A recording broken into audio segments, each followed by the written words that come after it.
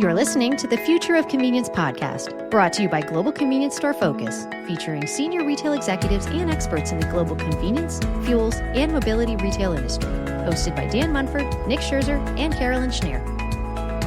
Welcome to the Future of Convenience podcast. I'm Carolyn Schnare, and I'm joined by my co-host, Dan Munford. How you doing?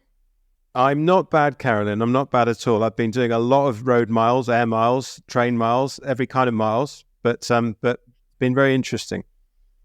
Lots of road trips. Well, that's awesome. And I think today we're going to talk with your friends who you know pretty well because you just came back from visiting them not long ago. We're going to talk with a Danish company that calls itself the Spotify of food, which has modernized the concept of food on demand. So I'm really excited to learn more. Dan, why don't you tell us about our guests?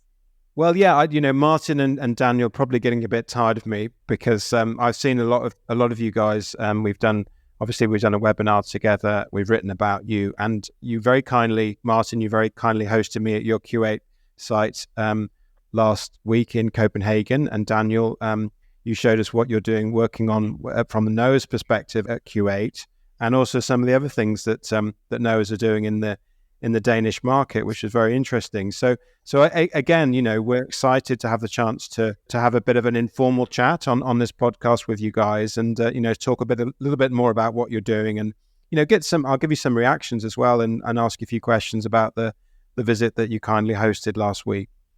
So Martin, I mean, you're strategy and innovation food manager at Q8 Denmark, and Daniel, the CEO at NOAA's. Looking forward to a really interesting chat, and welcome to the show. Thank you. Thank you for hosting us. We have been looking forward to this. Absolutely. Now, Carolyn, I don't know whether you're very intrigued by this concept, aren't you? I've been to see it, and there's nothing like actually going to see something happening to understand it, particularly when it's something new to our industry, which is exactly what Martin and Daniel have got going here. But Carolyn, what's intrigued you about this? Well, I see on our website, on Global Convenience Store Focus, you can see their Best of Foodvenience entry as well. So you can check that out. There's a couple really cool videos on there. And I haven't been to see you guys, so it was really cool being able to see a little bit what's going on there. But I think what really intrigued me is your backgrounds. So what really got you into the concepts that you're working on right now? Daniel, why don't you go ahead and go first? Tell us about you and how you got started. All right. So my name is Daniel, and I'm the CEO of NOAA's. And NOAA's is a food tech company that integrates restaurant systems into retail. It's the most basic way to say it. And the way we do that is by building architecture and technology together in a full circle solution, and then we integrate digital born brands. And so these three different segments is what we innovate. And we're about 20 people on the team, and we focus solely on innovating, and we don't operate. So just quickly about myself, I have a chef background. I came out of the Copenhagen Hotel and Restaurant School. I was very young. I was just before I turned 20, and worked for a few years as a chef. And then I went to Thailand, of all places, to work as a chef when I was about 24 years old. And in that process, I opened a sandwich franchise as a side thing, like a hobby, and ultimately started to dig into figuring out how to build this into a franchise business, because it got very popular. And we ended up having a lot of franchises in different regions around Thailand. So I actually ended up not going back to Denmark for, I think, about 7 or 8 years straight at all in that whole period, because I got so busy. It was a very good sort of experience for me to get out of the deep vertical of food, but into the more business aspect of franchising and operating restaurants. Very, very good, Daniel. And Martin, let's just bring you in as well. So you grew up in Four Courts, that's right, isn't it? Yeah, I used to say that I was born and raised at a gas station, but that's because my dad had about 15 gas stations where he franchised them at Shell when I was growing up. So I tried, basically my background is I tried everything from standing behind the counter to, being at the forecourt, putting on gas for customers. And I actually tried everything. And when I was around 15, I was saying to my dad, I wanted to, my thoughts about myself was that I could do better than the category department did. at that time in Chile. And then he said, okay, then you should pursue that dream. And that's actually what I started to do, was to educate myself. And I knew I wanted to work with gas stations going on and be a part of the journey for gas stations in the future, to do it better and funnier for the staff at the gas stations. Very good. And you're obviously with Q8 now. Yeah, we're good with Q8 now. Yeah, I didn't say that. So, but yeah, I work for Q8 Denmark, where we have 106 gas stations, manned gas stations in Denmark, and trying to develop the food and the food strategy going on for the future.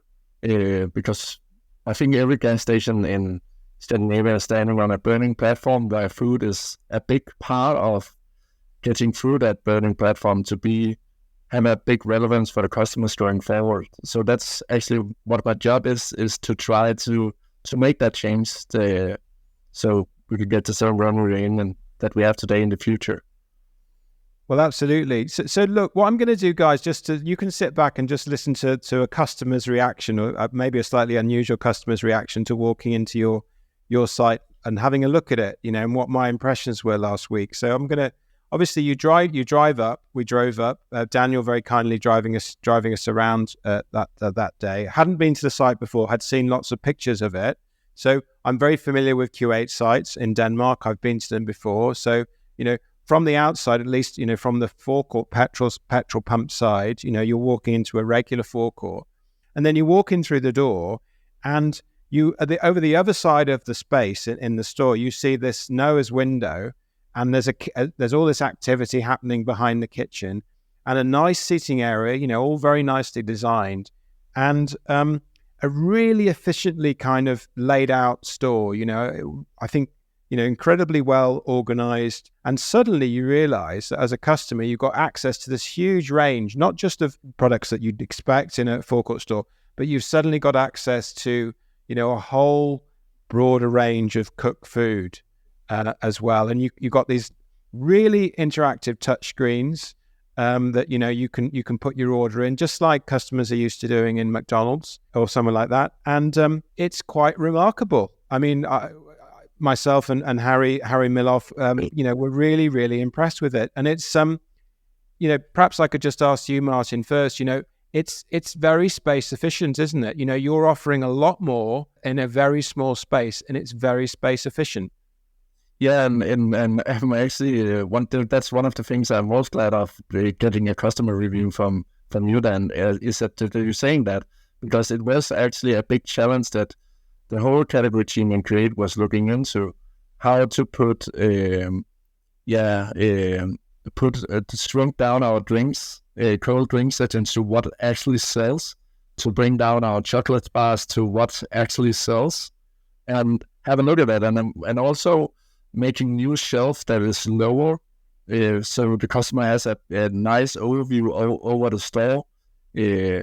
And it doesn't matter which height you are, you can actually overview the store from it.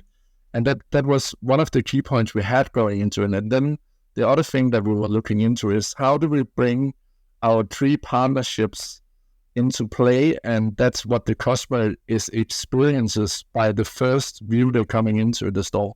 So you will experience, like you said, Noah's with a big sign that lightens up, and beside that you will see the Starbucks, which has its own environment with cold coffee, hot coffee, and then in the other end, or just beside the Noah's, you have the Myers brand, which is a high-profile bakery with 100% organic bakery. So what we wanted it to be is like a sales hub where the customers come down for these brands. So in the future, we will have even more brands going into the shops and even more shop-in-shop feeling. And the biggest challenge is that the name of the station is Rødder, and it's actually reminds of 70% of our stations. So we try to squeeze it all down to a station where it's possible for us to roll this concept out on every station, not just make it on one of our biggest stations where we have a lot of space and we have a lot of customers, but we try to make it on a medium station, because that's the most realistic part we will look into in the future. So that is actually some of the facts that we were going into this would. Very, very good. Yeah, I understand. You've obviously had to make room for the kitchen, the Noah's kitchen, because you've been, your team have been very, very clever about the category management, and space efficiencies. The store hasn't really lost out, so you've gained a lot, and you haven't really lost anything or very little in terms of sales, even though you've given up about a quarter of your space, I think, inside that store. So. It was, very, very well done. And maybe I can talk about, well, okay, so as a customer, I've walked in, I've got this good impression, I've seen these touchscreens, and I'm hungry. So I start scrolling through the menu. It's incredibly responsive, the digital menu that you got there, really impressive. And then suddenly I've got access to this huge range of hot food, and also salads and all kinds of things. So we actually chose lunch, Carolyn, and we ate at the nice seating area outside. But at the same time, I could be a customer sitting at home on my phone, and I'd have access to the same menu on my phone. And then the aggregators, the Just Eats and the Uber Eats and so on, get the order through and they then come and pick it up at a very efficient window on the outside of the store. So it's all very joined up, Martin, isn't it? And it's the technology is kind of Noah's take care of all of it. And I'm summarizing a huge piece of work there, but they take care of the technology side, don't they? Yeah, and that was actually one of the things I was most impressed of with Noah's, is that how good the tech is to make the kitchen work even smarter and even more efficient than we ever thought that would be possible because of the technology. And also, like you said, when the aggregators is coming to pick up the food, it's actually in a pickup box. So they press in a code when they come to the station, and then the pickup box is opening when the order is ready, and then the aggregators just take out the order and go to the bike and deliver it. And one of the reasons why we did that is that we didn't want aggregators to come into the shops, into the shop, because that is so small that it would interrupt the customer flow inside the store. So the pickup box was actually crucial for us to make sure that we will have a nicer environment for the customers we needed to have personal interaction with. So that was actually one of the crucial things going into this with Noah's, is to make the customer think about the customer flow from a normal customer, and also think about it from an aggregator's point of view. And the aggregators also love the pickup boxes even more, because it's easier for them to understand. They don't stand in the way for the normal customers and so on. So they don't even want to be that unpolite that they sometimes is in stores, because they're just standing there and waiting for the food. And here they're standing outside and can just pick it up when it's ready.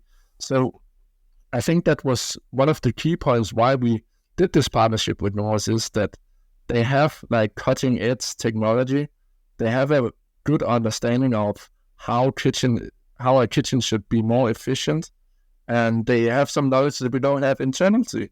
So that was also one of the things we wanted from Noah's, and we want even more of that in the future, and we will learn even more from each other in the future on this point. So Martin, that's really a cool concept, because I know, just as a customer myself of anywhere, you've got the delivery person that comes in and always or pickup person from the third party delivery that's always just coming in, and it'll push customers literally out of the way to go to the front of the queue to say, I'm picking up for, Joe or something. And it's disruptive. And as a customer, you're like, it's not the store, but it's just like, whoa, dude, get out of my way. But I think that's really, it's so convenient for them. It makes their job faster, because they want to get in and get out and get on to the next order as well. So as an individual, I would imagine that, at least here in the US, Grubhub or Uber Eats is like, hey, I can get in, get out, and get on to another order right away. So as a human, they're going to be like, hey, I'm going to come back here. I like how they treat me. So it's not only expediting the process, making it better all around, but it's really just you're getting another fan. You're getting Joe, the delivery guy, is like, I'm coming back there for my own food next time. Absolutely. Let me ask you one question. Is like, if I, Carolyn, place an order myself to come pick up, would I pick up in the same spot, or do I have to get into the queue? No, actually, when you pick up as a personal customer, then the kitchen will get that as a note that this is a pickup order for a customer, and then you will get it inside the store. So again, that was actually one of the things that we used a lot of time, is to think about how the customer journey should be from a normal customer and an aggregator customer. That's so cool. Just to make sure that everybody gets the best experience of the store, and it will be more efficient also for the kitchen. Because when the kitchen put in the order in the boxes, then it's out of their mind. Then we can go back to making food, and they should not deliver that to a person. So that's out of their mind from there on. So that's also one of the nice things about the pickup boxes is actually that is possible. That's delivered for them when they put it inside the boxes. That's really smart. The whole journey. That's really cool. Yeah. It is, isn't it, Carolyn? You know, so that's that separation of the aggregator versus the other customers is just perfect. You know, I was really impressed with it. So I guess then as a customer, I'm watching the food preparation happening through the nice big open window, and I think that's another really nice design touch. So you're showing what's happening in the kitchen, which is what the direction that restaurants have been going in for quite a while, and it's very popular with customers because everybody likes to see the kitchen and how their food's being made these days. You know, and in the very top restaurants, you know, that's something which is being done, and why not in the convenience industry as well? So you know, I look through the window and I can see your team member preparing the food that we've ordered. And let me ask a question about training and so on.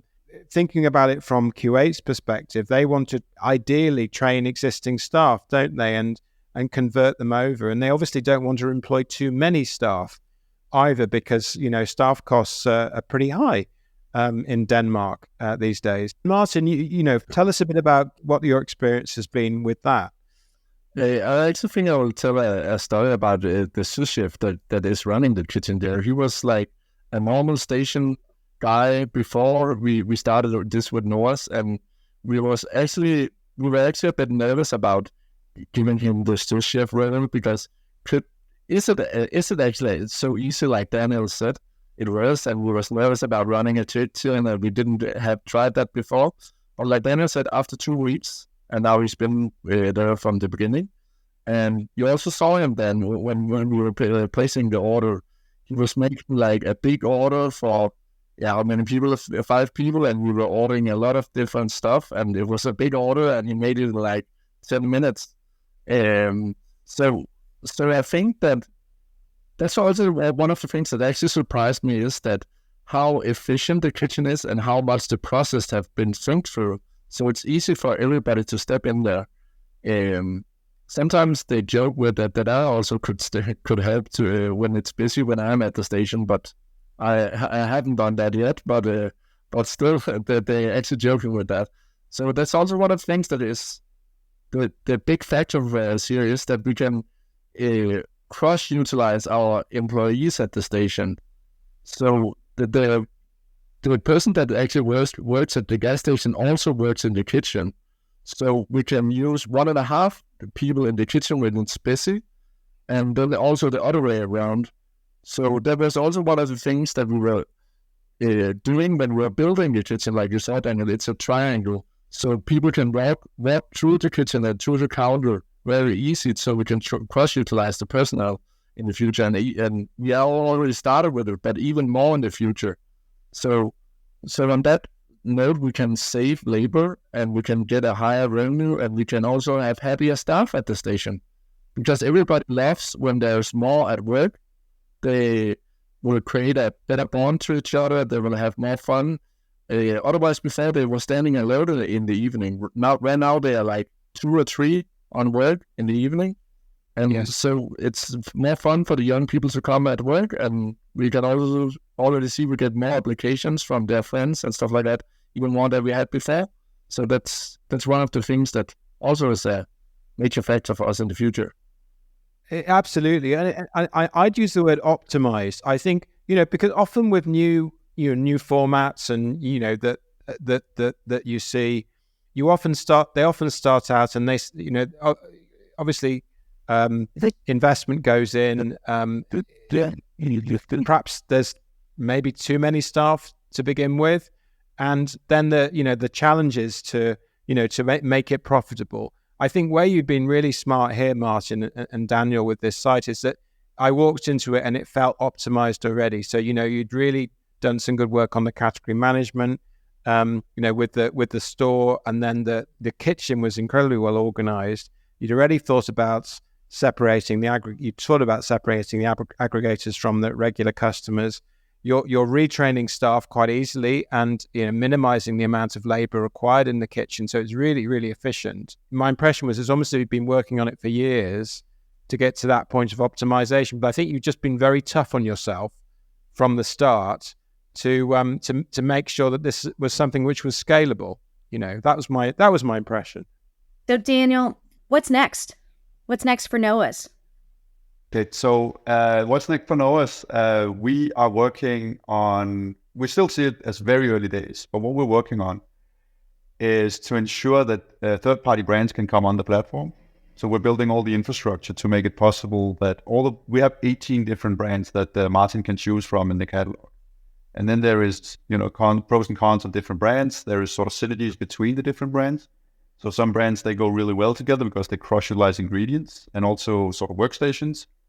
But what we're doing is we're building these individual kitchen modules as sort of standardized modules for the future.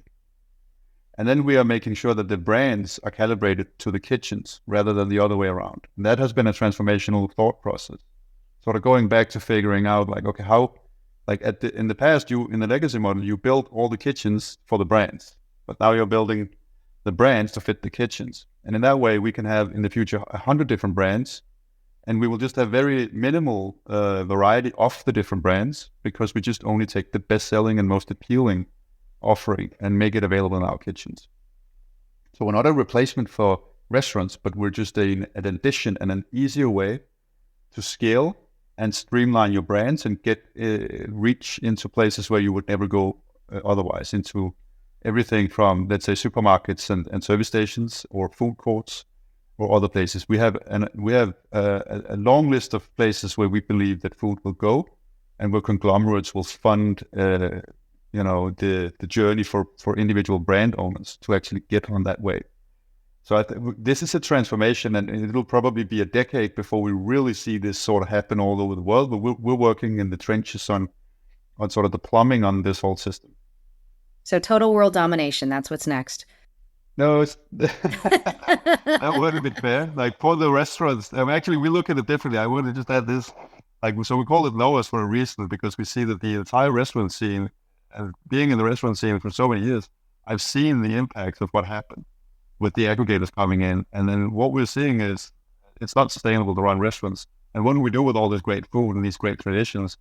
Well, basically it's going to be washed out. And if there's no system in place to actually enable great quality to come in and be sort of sustainable and be able to scale that, then it doesn't work. That's why we're focused on building this platform instead of building individual restaurants and operate.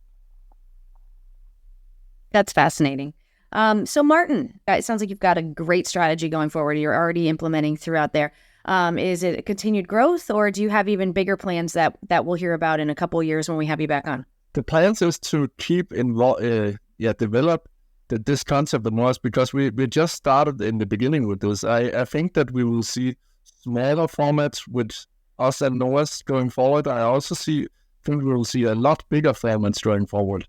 So that one of the things that we are working a lot on right now, me and Daniel, is to see, okay, how can we fit this into maybe all our stations, and maybe not just 40 stations, but can we fit it into 106 stations in smaller formats? And how can we transform our whole shop to a digital platform and a digital shop?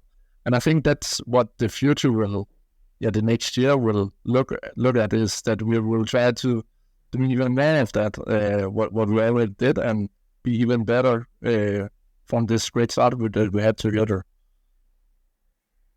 That's really cool. Well, I appreciate you guys sharing your stories, plural, with us. And Dan, do you have any closing thoughts before we leave today? Well, just really impressive. Spotify for Food does sum it up. And also, of course, you can listen to this podcast on Spotify as well. And great spending time with you both, Martin and Daniel, and look forward to many more conversations. And by the way, Martin, good luck in the best foodvenience store in the world competition, which is all live on Global C-Store Focus online now.